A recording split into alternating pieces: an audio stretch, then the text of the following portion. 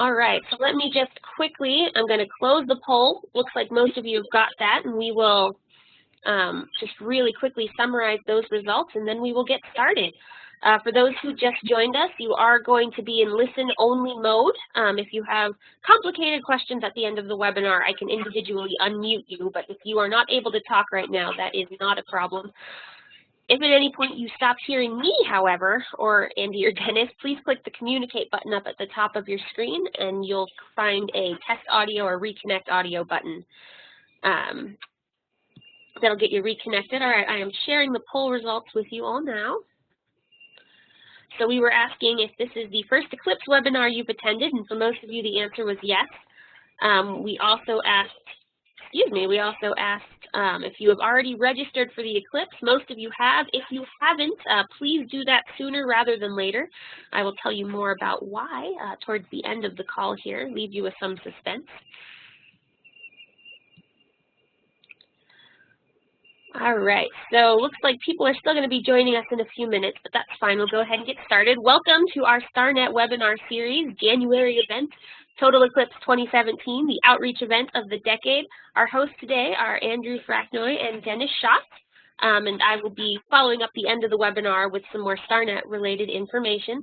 Again, if you have any questions during this webinar, please put them in the chat, and I will either save them for the end or I will answer them in that chat box. Please refrain from using the Q&A because I can't track 3 things at once. Again, this is being recorded, so if you do not want your questions to show up in the recording, please go ahead and just send me an email, and I'll put that in the chat in just a moment. So without further ado, I'm going to go ahead and pass the little ball of power over to Andrew, and we can get started. Oops, except I passed it to Dennis. Let me try again. There you are. All right. I see the ball of power. Well, good afternoon, everyone.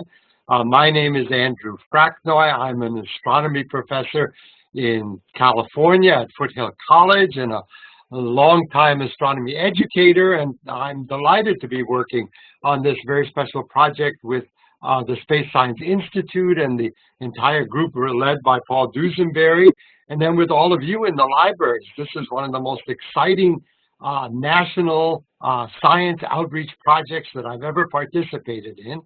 And I want to begin by just telling you what's going to be happening, and then we'll talk more about the libraries and how they can participate. So I think most of you who have joined us have heard that there's going to be a spectacular sky event coming August 21 of this year, an eclipse of the sun, which is visible from one country and one country only, the United States. So we are already chauvinistically calling it the All-American Eclipse, and there's a lot of excitement building among astronomers, eclipse fans, science educators, and everyone who enjoys looking at the sky.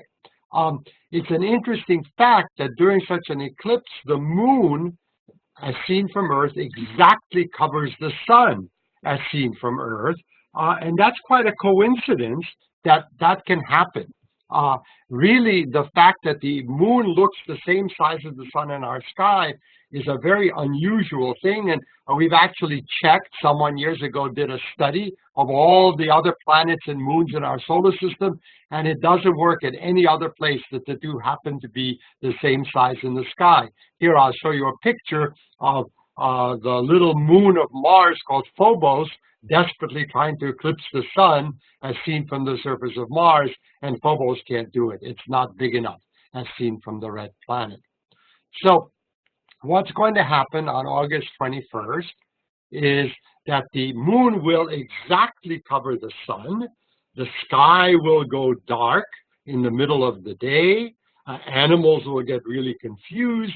And right close to the sun, the beautiful outer faint layer of the sun, its atmosphere, which is called the corona, is going to become visible. People who have seen a total eclipse of the sun think it's one of the most awesome things they've ever seen in their lives, and it really is a wonderful thing to try to get to see. The eclipse will be visible in only a small tract in the United States. Here's the picture of what's going to happen in a kind of cartoon form. as the moon gets right in front of the sun, the shadow spot comes down on one spot on Earth, and then as the Earth moves, the and the moon move, the spot moves along on the surface of the Earth. And so what we have here is a cartoon showing you exactly what will be happening. And now I'm going to switch to a map, which shows you how this eclipse will move across the United States. The path where the eclipse is total will be around 68 miles wide, but it will cover, as the day goes on that Monday in August, the entire United States, starting on a beach in Oregon and winding up on a beach in South Carolina. The eclipse is going to be going through 12 states, and here you see the list of the 12 states. Now, it will not be total in the entire state that you see here, but only parts of each state. And there are maps available, and we'll have resources for you that show you exactly where you have to be in each of these states to be able to see the total eclipse, the moon completely being covered by, the sun rather being completely covered by the moon. These maps look like this. So this, for example, is the state of Oregon, and you can see in Oregon that neither Portland nor Eugene will see the total eclipse. They'll see a partial eclipse, which we'll talk about in just a minute. But if you are in this narrow path, about 70 miles wide, in that path, you'll be able to see the total eclipse and the sun actually going out in the middle of the day. And there are maps like this available for each of the states. Everywhere else in North America, there will be a partial eclipse. In a partial eclipse, a big bite is taken out of the sun, but the sun is not completely covered, and the sky does not go dark, but it's still quite spectacular.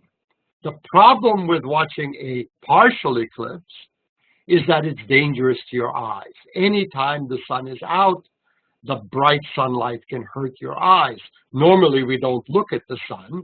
We know from infancy on that that's not a good thing to do. But during eclipses, sometimes your astronomical enthusiasm runs away with you, and you tend to look at the sun too long. So a great deal of what we're going to be talking about between now and August with you and with the country is how to view an eclipse, a partial eclipse, safely. Special glasses will be available. You'll hear about that in a minute. But viewing eclipse safely will be a key part of watching the partial phase of the eclipse. We've calculated that in this eclipse, about 500 million people in North America will get to see the partial phases of the eclipse.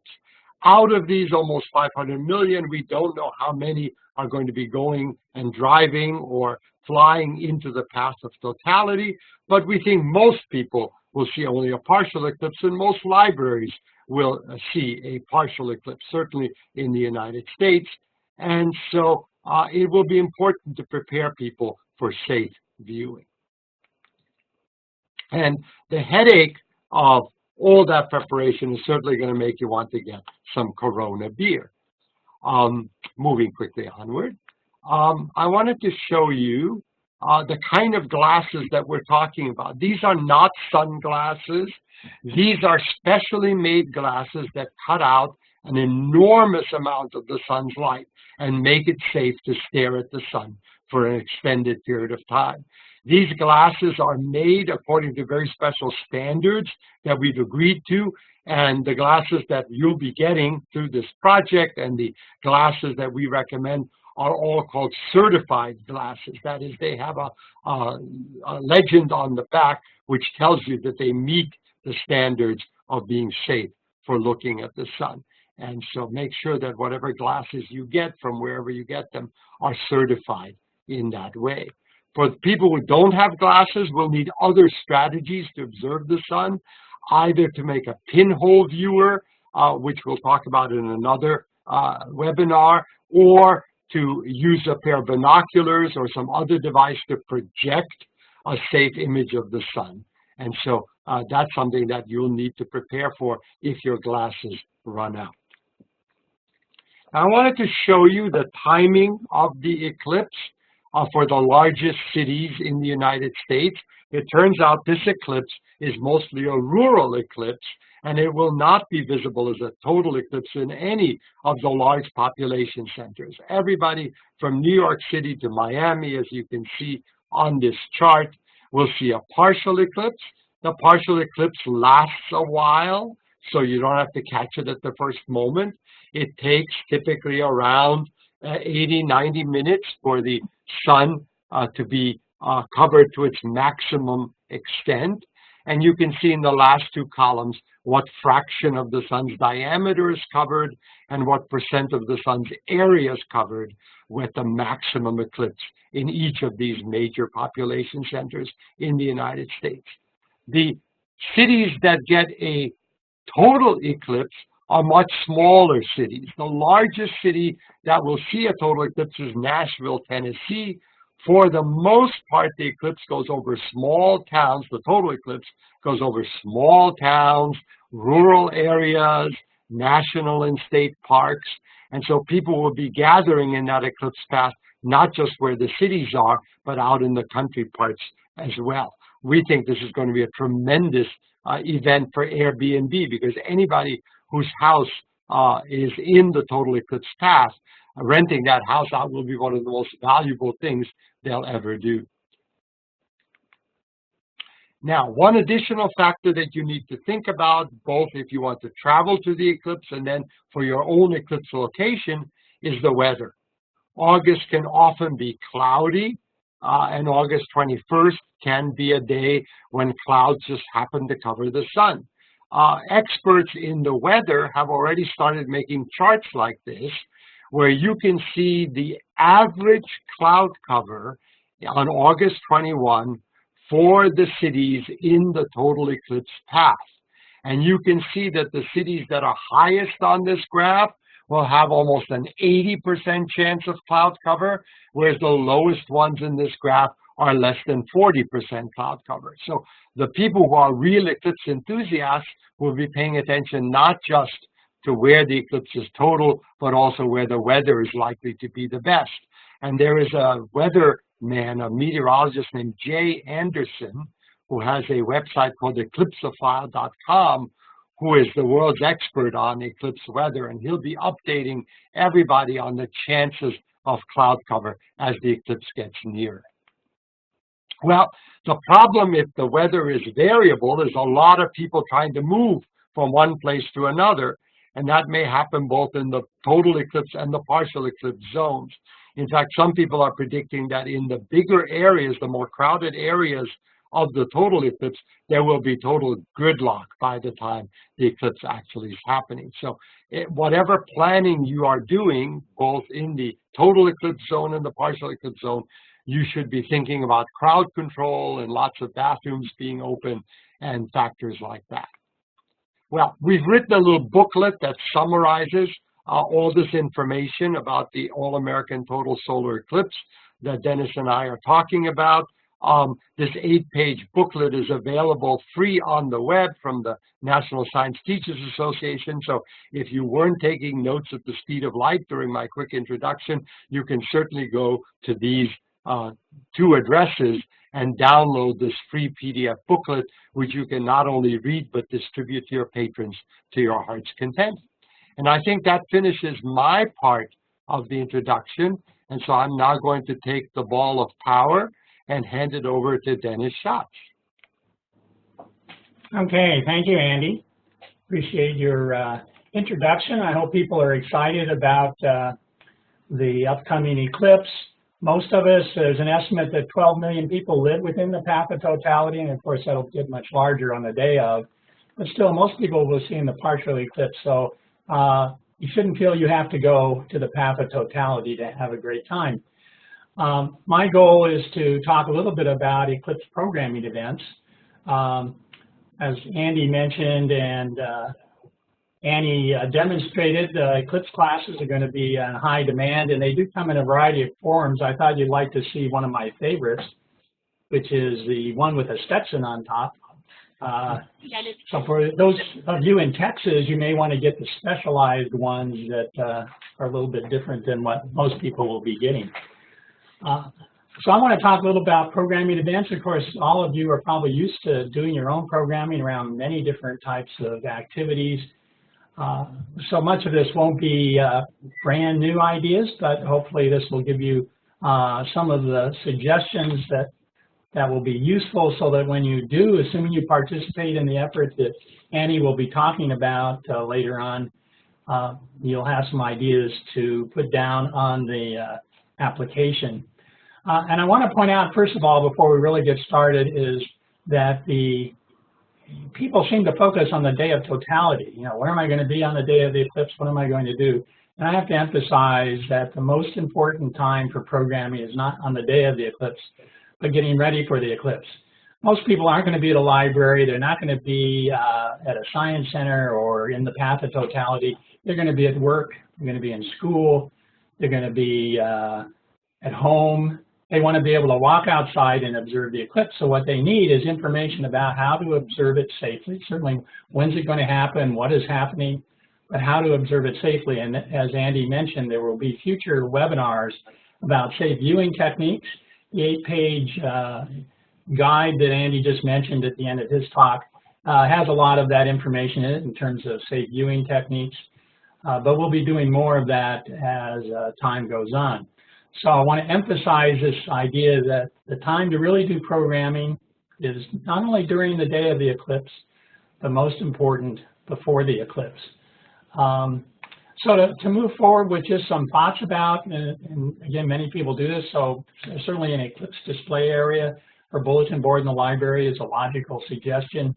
You'll see on the left and right of this slide are some of the posters that you can get on the StarNet site. So we like to think of StarNet as one-stop shopping as it relates to the eclipse. You can get posters, you can get information, say viewing techniques, videos. You just have to go to the resources area to see all of that. Of course, you don't have to have just the fancy posters, the ones that are homemade, like the one in the center, which is around rocks and minerals, are quite appropriate also. So this is certainly one of the easiest things. You might have a flyer to go with this so that people can take home a flyer that tells them about how to make a simple pinhole projector and what's going to happen, so it doesn't have to be just at the library, but can be something they can take home.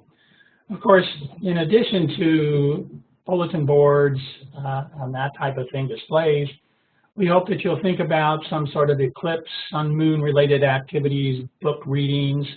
Andy, in his next segment today, will be talking about some of the books that are available that you could use as part of a book reading program for children. But we hope that you'll do some activities. It'll be family oriented. One of the things that we'll be doing, I'm from the Pacific Science Center in Seattle, Washington, which is a public science center. Public comes, 2,000 people on a weekend day, is we'll be having people making pinhole projectors on a regular basis in the months and weeks leading up to the eclipse. So we hope that that would be kind of opportunities you might do to make sure that when people leave the library on the weeks before the eclipse, they have something that they can use when they are observing the eclipse from home or school or wherever they might be on that day.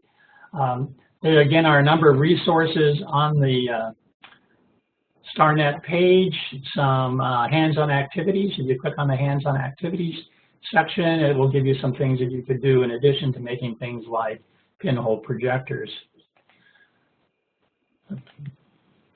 Probably one of the funnest things to do is to organize a sun party. And you'll see here a lot of telescopes, and you might be sitting here saying, well, I don't have a telescope. What am I going to do? Well, Andy will be talking about one of the best ways to make this a success, and that's by identifying partners that you can work with. And one of the best partners around the country are amateur astronomers who have this kind of equipment, and many of them are just waiting for the opportunity to share the knowledge of astronomy, the sun, the eclipse with people. So it's a matter of contacting your local amateur astronomy club and getting them to bring out their equipment. Again, at the same time you're having your sun party event, you could be having activities in the library, book readings. Hopefully you think about doing this several times throughout throughout the summer, maybe even late spring, would be a great time to have these kinds of activities. Again, Andy will tell you a little bit more about how you might be able to connect with some of these amateur astronomers. And of course, many of you have auditoriums. You do regular presentations, or you have multi-purpose rooms, where you do lectures, presentations, finding scientists, local science teachers. Again, Andy will talk about how to identify some of those people to come and give a talk about what will be happening. What do we know about the history of eclipses? How have they been significant in the past? And what might we learn from what's happening today or in August? And of course, I don't think any of these things are elaborate things you haven't thought of, but again, hopefully if you haven't, this will be useful. I think so these are all ideas leading up to the eclipse. And again, as I said before, I think these are the most important times to be talking about it. But you certainly will want to have events on the day of. One challenge you will find, if you thought you'd have a sun party on the day of, most of those amateur astronomers will probably feel like they belong in the path of totality. Something like that might be hard to organize. But you may have eclipse glasses, as we'll be talking about later, or in making pinhole projectors. So you could still do many of the hands-on activities that are on the resource page of StarNet, distribute glasses and have people outside in a fun activity, fun experience in front of your library or outside your library. So hopefully you'll be able to set up something, well, and most important, hopefully it will be clear. The big challenge, of course, is what do you do when it's cloudy? Especially if you're on the East Coast. If you notice that graph that Andy showed earlier, as you move from west to east, the probability of clouds, it's thunderstorm time, possibility of clouds becomes much more dramatic. So what do you do if it looks like it's going to be cloudy? Well, first of all, it's to remember that a partial eclipse happens over a couple of hours. So the eclipse of the sun, may be visible even though you think it's cloudy. They may move out of the way. Clouds may move out of the way during the time that you're actually observing. You also want to have some hands-on activities we've mentioned before on hand. Since it takes an hour and a half, about, depends on where you're at, to cover up the sun and then or maximum coverage of the sun, and then to uncover it another hour or so. You want to have some activities for people to do as this slow change occurs. Most important is you want to have some sort of video set up, ready to access TV, social media sources to actually follow the event. This will be the first time that there's been an eclipse in the United States. Last time there was an eclipse, a total eclipse in the U.S. was in 1979. And that was pre-internet. The broadcast stations were the only way in which you could see what was happening. Now there'll be every social media source streaming on the internet as well as the TV station. So you'll certainly want to do that. I have to admit, many people will go out and unfortunately won't be able to see it because of clouds. But our final consolation is that you can console them by noting that the next eclipse across the U.S. won't be almost 40 years, which is what it was from 1979 to now. The next total solar eclipse, which will go through a different path coming up through Mexico and into Maine, will come in a short 7 years, April 8th, 2024. So hopefully, even if it's cloudy, your patrons will have a wonderful time seeing the eclipse, either whether they're at home, at work, or at school, or at the library. More important, I hope that you will have them all prepared to observe the eclipse no matter where they are.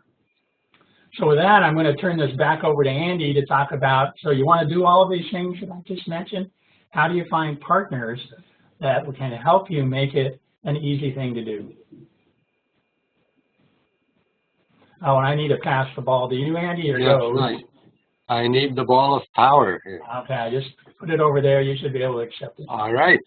Thank you, Dennis. And indeed, as Dennis said, this is the challenge. We hope that through this project and through the information and resources you get from us, you will want to become a center for eclipse information in your community. And that can be an exhilarating prospect, but it can also be, as Dennis said, a scary prospect. And what my job here now is for the next few minutes is to tell you that you're not alone.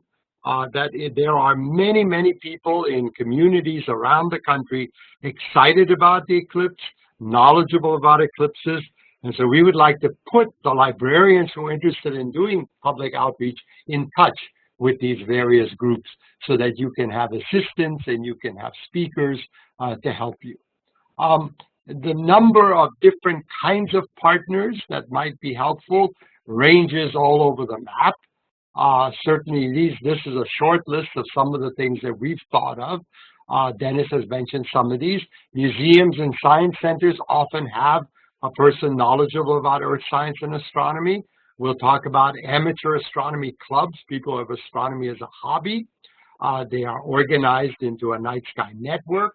Often park rangers are quite knowledgeable about astronomy. Astronomers have been training park rangers to do more astronomy. College astronomy instructors and graduate students are often excellent sources of partners. Planetariums, sky theaters in your community. We'll talk about a program called the Ambassadors Program from the professional astronomers and NASA. NASA itself has many people eager to do public outreach. And around the country, Girl Scout troops are being trained to help the public appreciate the eclipse and astronomy in general. And so they might make a partner for you as well. Well, let's look at some of these in more detail.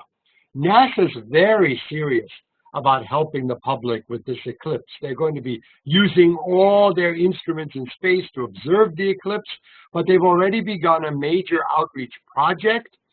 Firstly, they have this website called eclipse2017.nasa.gov, which has a great deal of information, things you can download, things you can view like videos, animated maps, posters, projects you can do, etc.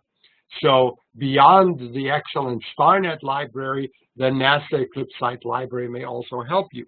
NASA is also going to be broadcasting the eclipse live on their own NASA Select TV channel and on many web sources. And so you'll be able to get that NASA feed, I think, on any computer that's connected to the internet on the day of the eclipse. Now, let's move on to organizations and people in your community. If you have a local college or university, there may be an astronomer or an astronomy student who's ready to help. Again, these people may be at the eclipse on August 21st. So the best time to get them to help, to do training for the community, to bring them into the library will be in the weeks and months before the eclipse, getting people ready to pay attention. And many people in these university settings love to share their knowledge with the public. So you can call a local university. The one thing that you might want to bear in mind is that astronomers often don't have their own department, but can be found in the physics department at your local college. For community colleges, you can go to the American Association of Community Colleges, and they have an active map, which then can show you all the community colleges in your state if you're not familiar with which ones are near you. The American Association of Community Colleges. The American Astronomical Society, which is the professional organization of astronomers around the country, has been very involved in planning for the eclipse, and they have a variety of activities. They have a task force for helping the public with the eclipse, which I'm on, and they've trained, in fact, Dennis and I are involved with this, we've been training a group of young astronomers around the country to do public outreach programs and to be available as ambassadors from the astronomy community to the public. They're called astronomy ambassadors. They're all listed on the American Astronomical Society website with their email, and if you have such an ambassador near you, feel free to contact them and invite them to your library to help you with eclipse outreach. They'll be glad to help if they have the time. Indeed, the American Astronomical Society also has a special eclipse website, eclipse.aas.org, which also has lots of good resources and materials. And the three websites, the StarNet website, the NASA website, and the American Astronomical Society website, will often have some of the same materials and some different materials. Now, amateur astronomers. Astronomy is actually a pretty active hobby in the United States. There are hundreds and hundreds of astronomy clubs all around the nation, often meeting in libraries, in colleges, in high schools, in local banks. And so it could be interesting to try to find the closest amateur astronomy club to you. One place to look for them is called the Night Sky Network. It's a program organized by NASA and the Astronomical Society of the Pacific. And there are over 400 astronomy clubs who have committed to doing outreach, particularly with their community and their schools. And these amateur astronomy clubs will be excellent ones to contact if you want to work with someone to have the kind of sun party that Dennis described. So do get in touch with the Night Sky Network. Just Google them and you can learn more about how to contact their clubs. We should mention a very exciting project that's going on, supported by Google. All around the country, amateur astronomers and professional photographers will be taking real-time photos of the total eclipse, and then Google will, in real time, stitch them together into what's being called a MegaMovie. Lots of people are going to be excited in the next few months to join this national MegaMovie project, and some of those people will want to be doing outreach, so they'll be excellent guests for you to invite to your library. And we're going to be encouraging the MegaMovie project that we're working with to offer to go into libraries in their community. So you might find yourself with a MegaMovie project volunteer coming to the library later on.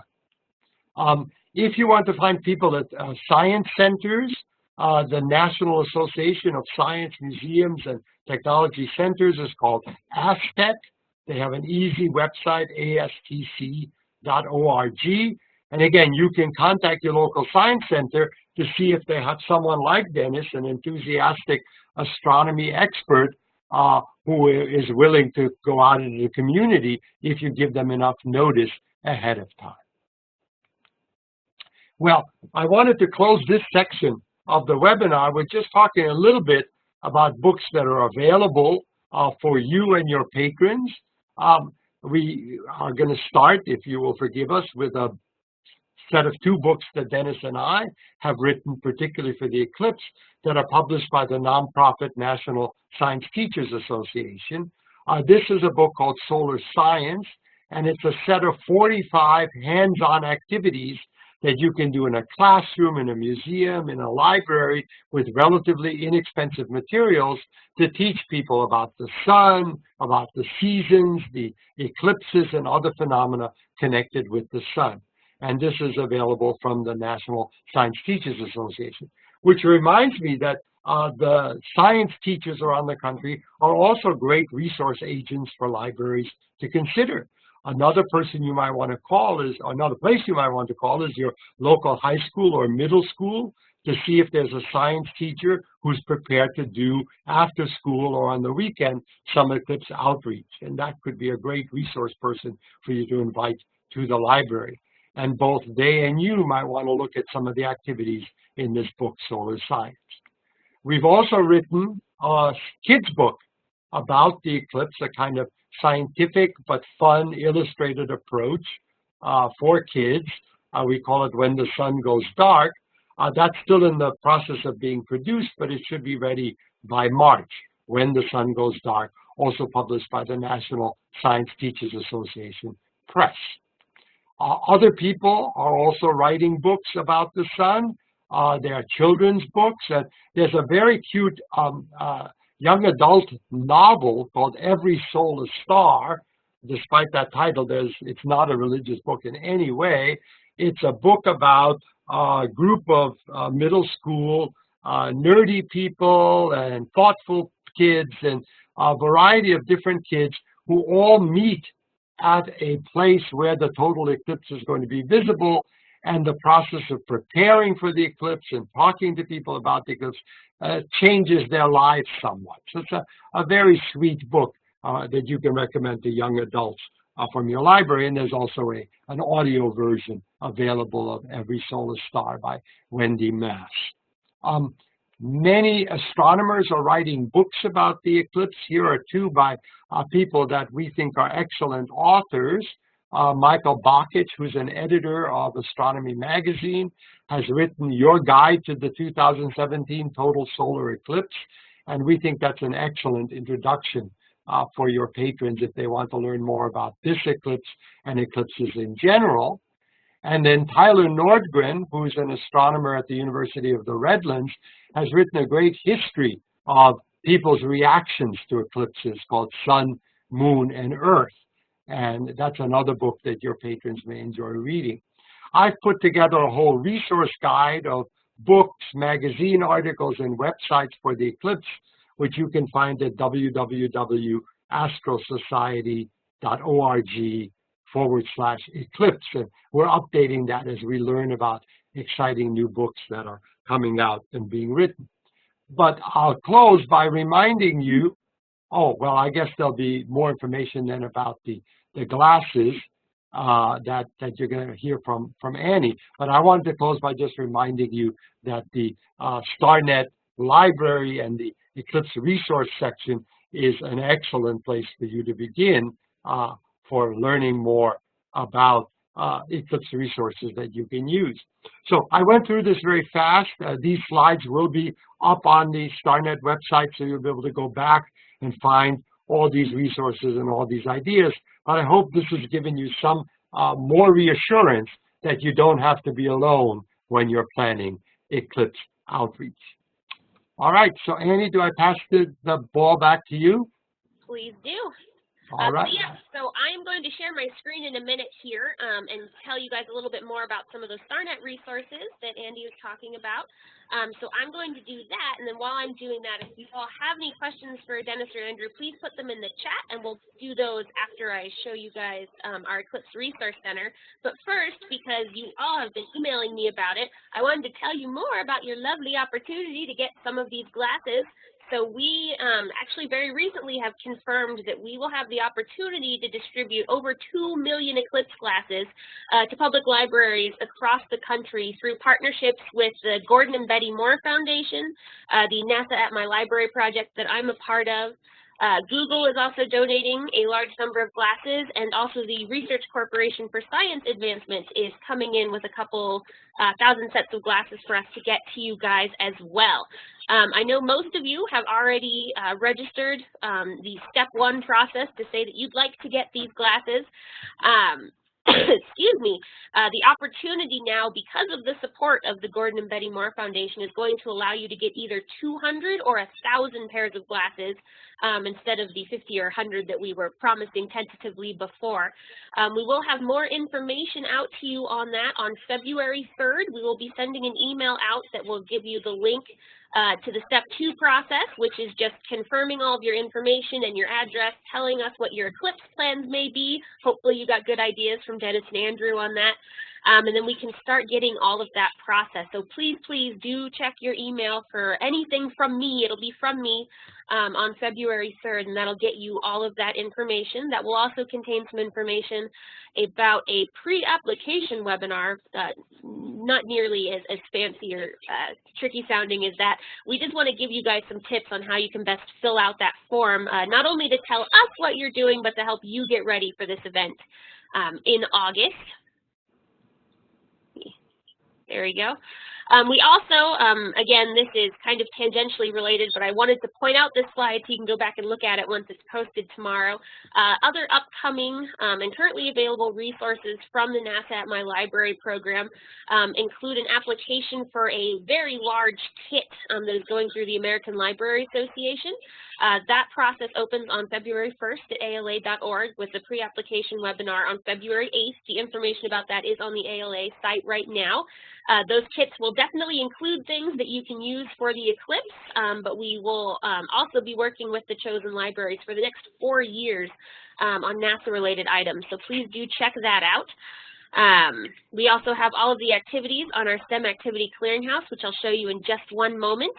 And when you go tomorrow to download the slides from this StarNet webinar, you will notice that all of the archives from our previous webinars are there as well, and we definitely encourage you to check those out. So really quickly, before I get to the questions, which I see some of you filling in the chat there, please keep doing that. I want to show you real quick, if you're not familiar with it, the resources currently available on our StarNet site, many of them generously given to us by Doug and Andy. I have lost, Doug or Andrew, can you please confirm for me that you see my StarNet page? Yes. Okay, perfect. I wasn't sure I wasn't sharing my email. We're seeing your screen. Perfect. All right, so first off, this is starnetlibraries.org. I'm sure many of you are familiar with it, but I hope when you share the archive links to your friends who might not be, they can check this out too. To get to all of our cool Eclipse stuff, you just head to events and go to 2017 Solar Eclipse. And because I am on a webinar, this is going to take forever to load. Oh, I just saw Doug Duncan show up there for a second. Hi, Doug. All right, so this is just our landing page, which gives you all of the quick and easy information about what the Eclipse is, what the Gordon and Betty Moore Foundation is doing for us, a wonderful PSA from Doug Duncan of the University of Colorado Boulder, some of these same Eclipse maps that you guys saw in this presentation today, some quick FAQs. These are really good. I've heard from some of you that you are programming librarians and you're trying to convince your director or perhaps the city council members that this is really safe. I promise we can do this. And there's some really good tips down here about how to explain what's actually happening so people understand that you're well prepared. The pinhole viewer image that we showed earlier, just lots of good resources. One thing I want to show, oops, went too far.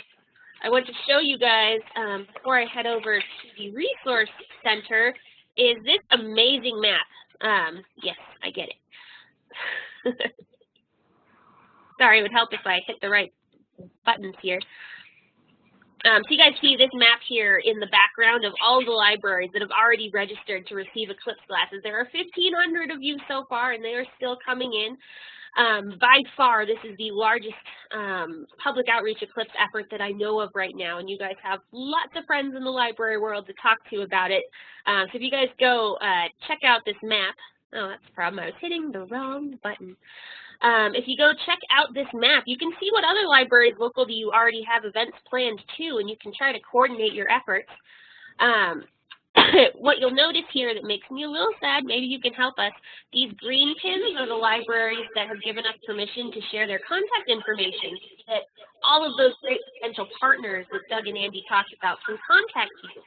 If you go to this map and see that your library is still a red pin, please email me or Greg Mosshammer and let us know that we can add your contact information.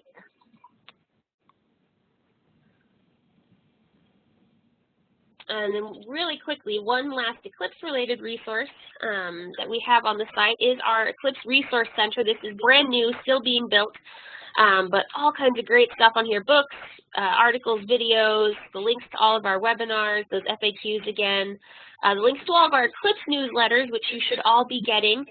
But what's really great on here is this media toolkit that has sample press releases and other things that you can use to promote your Eclipse-related events to your community. So those are great, so you don't have to make it from scratch. We've done it for you. And then the last thing I want to show you guys real quick, do make sure, I can't see what you're doing right now, make sure you're typing those questions for Doug and Andrew. Oops, I have lots of meetings, guys. Make sure you're typing those questions in the chat box. The other thing I wanted to show you, this is our STEM Activity Clearinghouse. It's just an offshoot of our StarNet library site, and we have made for you actually 2 or 3 really good activity sections related to the eclipse. So these are all activities that have been either made specifically for libraries or have been tested in a library environment. We know they work in a library. We know they work well.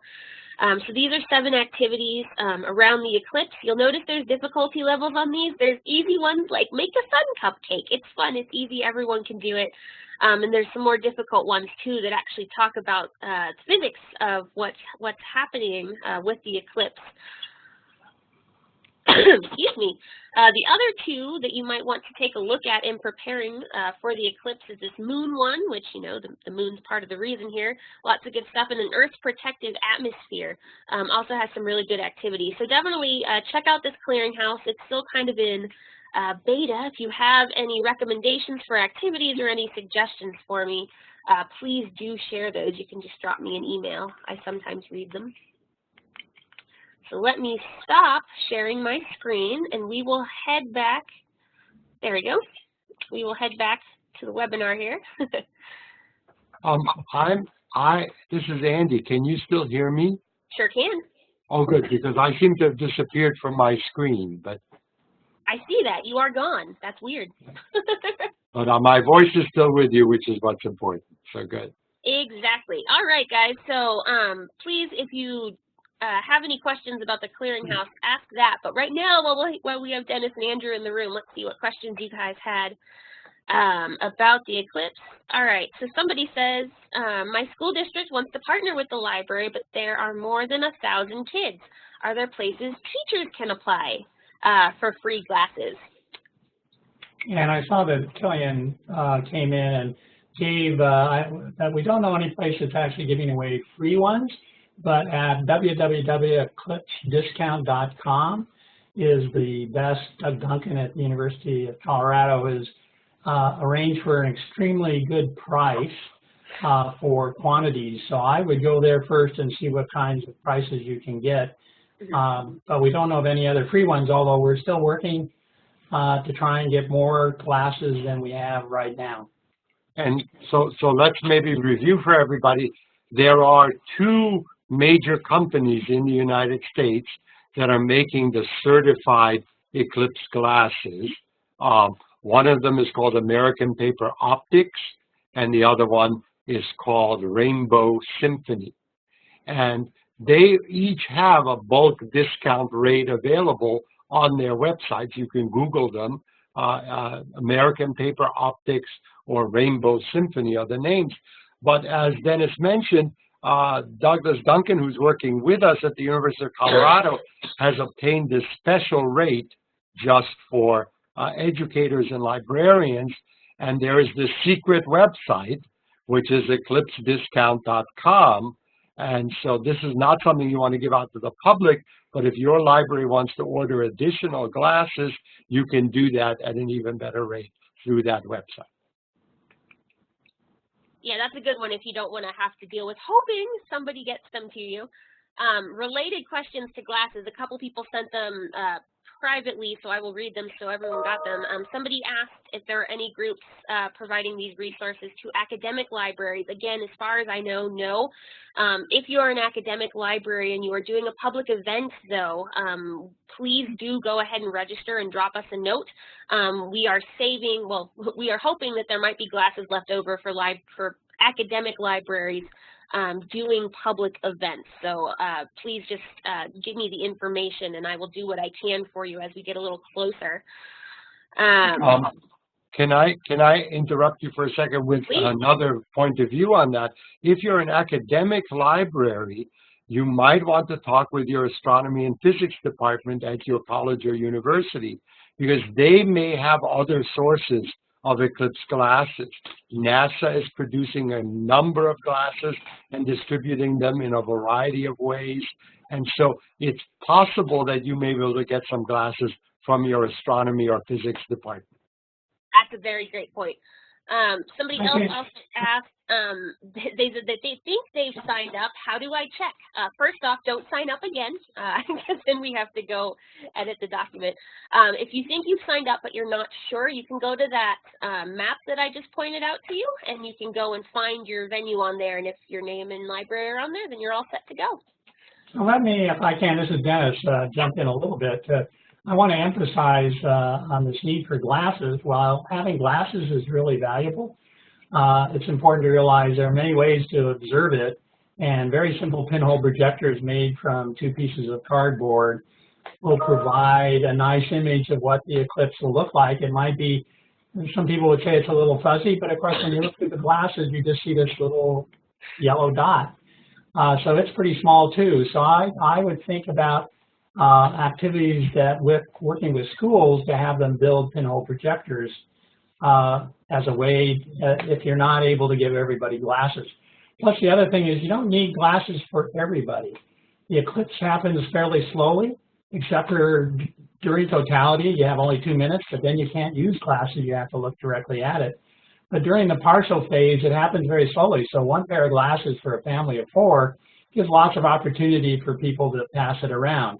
Now, that may not be as good as everybody looking at it all at once, but again, you don't need to have glasses for every person necessarily. Thanks. Kelly just put the link to how you can make that pinhole viewer down here in the chat box. Thanks, Kellyanne. Mary asked for me to quickly repeat the instructions on how to make the contact information visible on the eclipse map. Easiest thing to do is you can just email me and I can get that permission passed on to the right people. There is a SurveyMonkey that's open right now that'll let you, opt in. We'll share that again when we send out our newsletter on the 3rd, but please feel free to just email me and I can get your information visible that way too. Any other questions?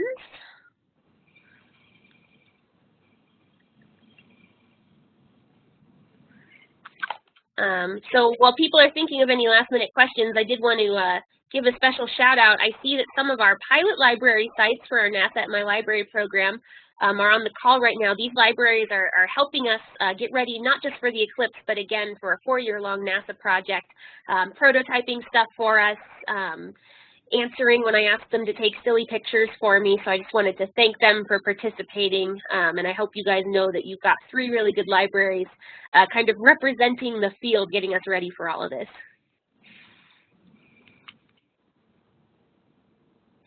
I think I'll add, while people, if there's any more questions that come up, that we will be doing future webcasts, although we haven't said these are the exact topics, but we think that doing one that really focus on safety and viewing techniques will be really important. Again, we may do more around what to do on the day of as it relates to, so who's doing things that you can link into via social media or on the web or on television. So there will be additional topics that will be coming up, and hopefully they will answer some of the questions that you might have.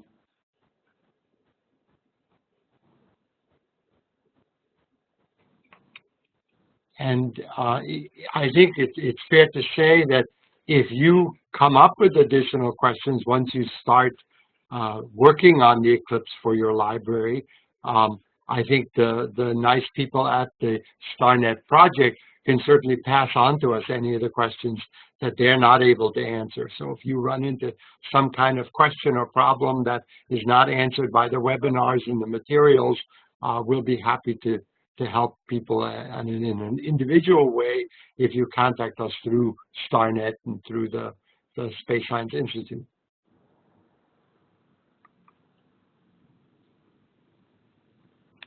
Excellent. So if there aren't any further questions, we will go ahead and close. Again, just reiterating what Andrew just said, please feel free to contact any of us. We're happy to help. This this webinar recording will be posted tomorrow on the StarNet Libraries page, so please do check that out. And again, make sure that you are opening our emails when we send them to you, because we'll have some really great information for you on how to finalize the process to get your glasses for your library next Friday. Thanks all. Have a great day. Thanks, everybody. Thanks, Annie. Thank you guys so much for presenting. Bye-bye.